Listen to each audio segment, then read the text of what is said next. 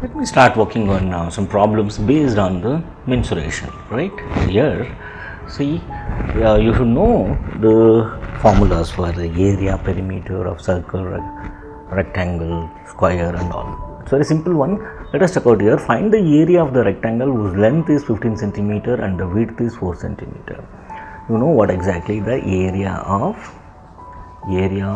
rectangle, right? Area of rectangle is nothing but what? This is length and this is breadth.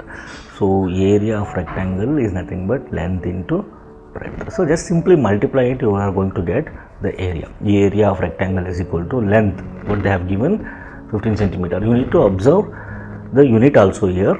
So centimeter and centimeter is there, directly you can multiply it here. 15 centimeter into breadth is 4 centimeter, 4. So 15 fours are 60 centimeter square is the area of the rectangle, right? Option B is the right one.